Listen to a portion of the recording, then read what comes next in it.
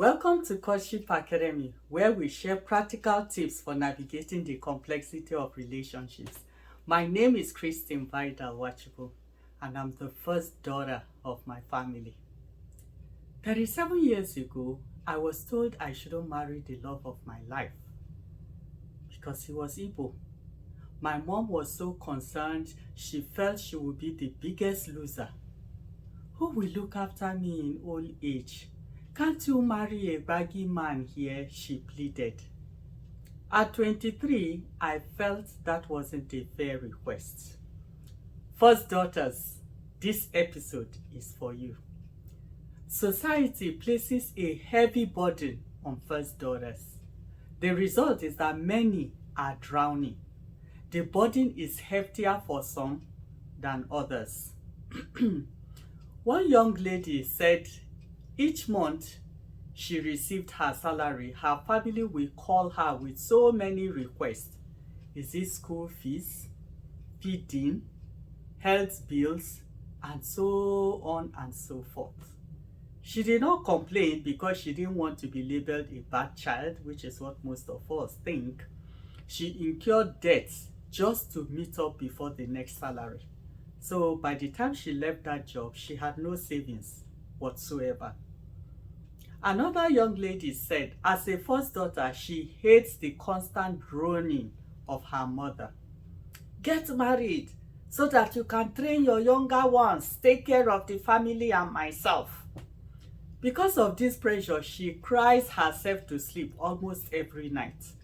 From the age of 17, she fought her way through life. When she got an international opportunity to study abroad and needed money to retake WAEC, her mother asked, "Are your mates still writing WAEC?" and dropped the phone on her. For her mom, the most important thing that should be on her mind was getting married and helping her family. When she doesn't give them money, no one talks to her. Or she will be threatened to be disowned. Honestly, it's obnoxious to bring children into the world and then saddle the first child at a very young age with the responsibility of catering to them. No one deserves to be robbed of their childhood. If you want children, bring them into the world and cater for them yourself. First daughters, listen. You didn't choose to be first, nor bring anyone into the world. You are a gift of God yourself. God expects you to make your own decisions when you come of age. Even God, as our Father, does not force us to believe and follow Him. He left it to our choice. He said, whoever decides to follow Him. That is why Joshua said to the Israelites, choose you this day whom you will serve, after he made his own decision. Your parents can guide you, but they should not dictate to you. There is a huge difference between guide and dictate. You are not sinning if your choice differs from what they want for you. You are not. You have your life before you. Stop accepting preconceived notions of the choices you're supposed to make. You have wasted so much time making decisions based on someone's idea of who you are and what makes you a good daughter. Your choices should never make others laugh while you mourn. I believe this is one reason the Bible states that parents should not provoke their children to anger. And that's what this situation does. It provokes children to anger and causes some to go into depression. Sadly, society has convinced many of you otherwise. I watch with horror how this has affected your choices. Society expects you to sacrifice your choice of a spouse that doesn't fit their own narrative, even if that is the only true love you have found, because you're supposedly the mother of the family. So nobody cares about what is good for you. You are the so-called bridge between your parents and siblings and the protector of the family. I want you to know that you were not born to be the mother of the home. While this may be okay, you were not born to solely cater to your parents and siblings to the detriment of your own happiness. There is a balance between the two. Yes, if you can, it's good to help your parents and siblings. However, it shouldn't be to the detriment of your own life and purpose. First daughters, stop sacrificing your happiness for others. Like everyone else, you can choose to help your family, but don't allow yourself to be forced. Do it of your own free will, something that you choose by yourself to do. As a first daughter, I was told that I wasn't supposed to marry far from home. It's not the tradition. So after formulating questions, I discussed them with my fiancé. I knew we were compatible after we had various discussions. After multiple concerted efforts to secure my parents' consent failed, I left and married on my own. My parents, siblings, cousins, aunts, and uncles did not attend my wedding at Aba. No one. I was all alone. It took over 3 years to reconcile with them finally. Get my book, which I have here, Breaking Barriers, to better understand how I confirmed my husband was for me, he was suitable for me, and how we scaled through the obstacles. I took full responsibility. 36 years later, I have absolutely no regrets. On the contrary, I am fulfilled and thankful that I took my destiny into my own hands. Listen, let no one decide who you marry. I don't care whether it's your parents. It's even worse when it is siblings or other extended family members. Marry because you have found a compatible partner and not because he can shoulder the responsibilities society has burdened you with. Responsibilities that are thrust on you anyhow by an uncaring society thinking only of themselves. Don't let go of your true love just because it will take you far from your mother of the home role. Don't. You. Yes, you. You that is contemplating marrying a man you do not love because the man is rich, he's rich enough to assist you in meeting your so-called assigned responsibilities.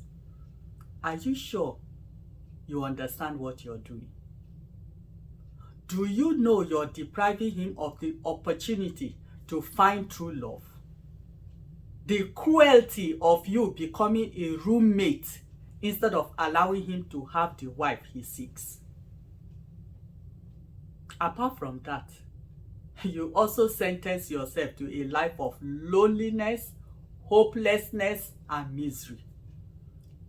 Every day you will wake up with a face like strong eba. You will have a life in which you will wince and shudder during the act of love making instead of enjoying it because you don't love the person. Or kukuma, you will deny him the thing and then complain that he has side chicks. You also open yourself to the temptation of going after someone else you truly love while you are married to someone else.